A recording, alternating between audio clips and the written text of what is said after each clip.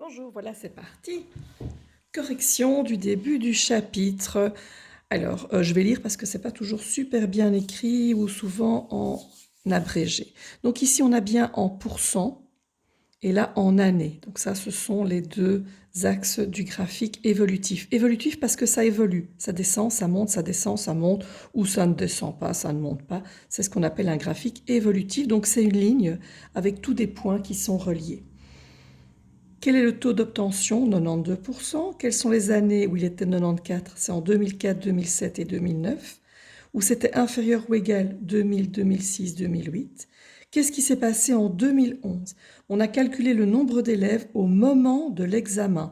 On a changé la règle, c'était marqué ici, on a changé la règle de calcul. Voilà, vous l'expliquez comme vous voulez.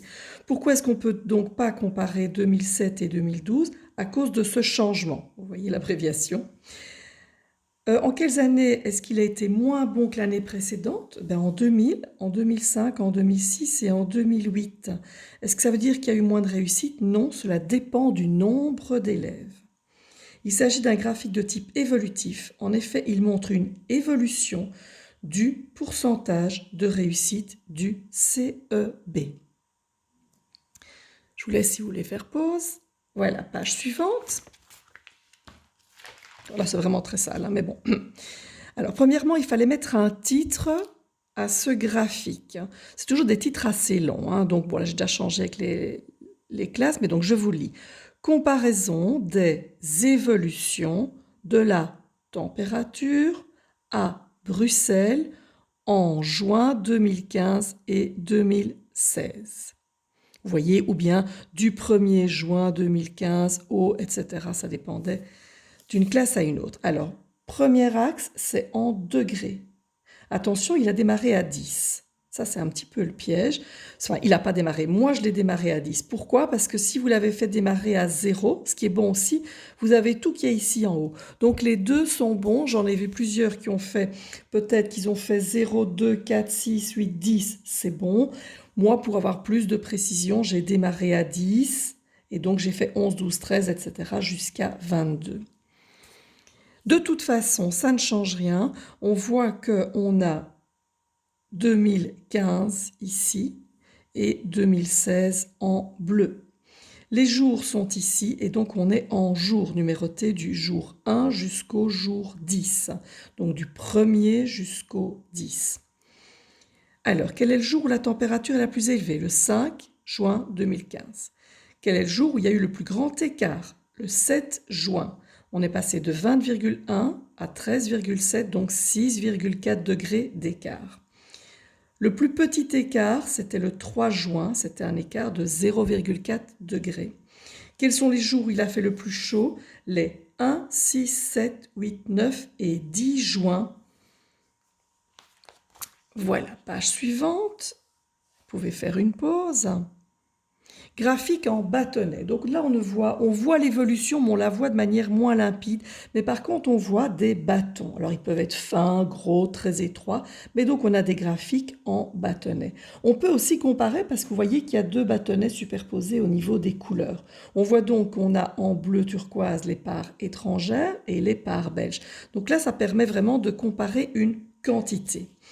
Alors, ici, nous avons donc en milliers d'euros, attention, pas en euros, en milliers d'euros. Et ici, c'est en années.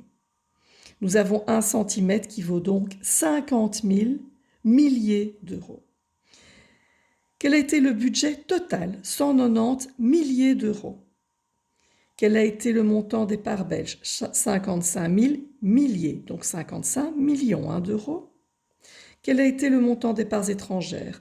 120 000 milliers ou 120 millions. 2013 pour la question E. Question F, 2005, 2006 et 2008.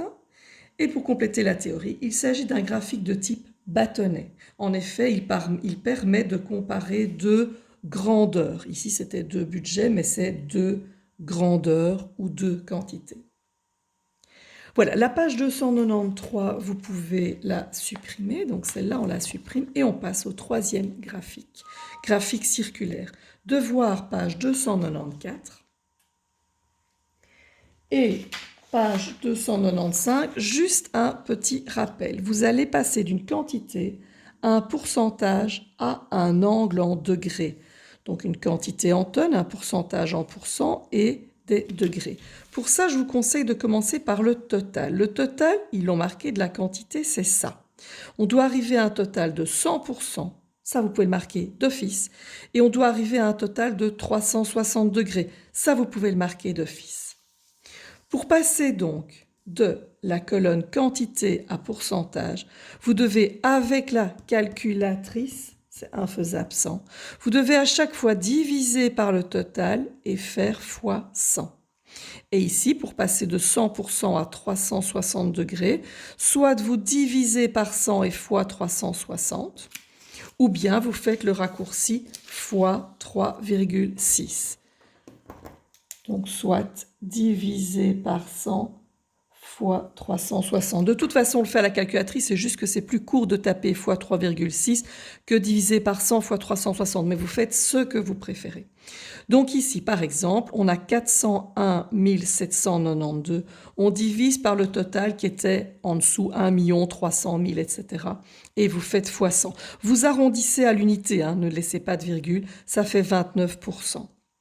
Même chose après 29, vous divisez par 100 fois 360 ou fois 3,6, vous arrivez à 104 degrés, arrondissez pour qu'il n'y ait pas de virgule.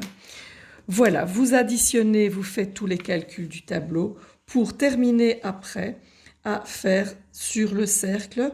Vous avez donc les différentes légendes, papier, carton, verre, plastique, métal, bois et autres. Vous choisissez une couleur que vous mettez dans la légende ici et vous faites le graphique.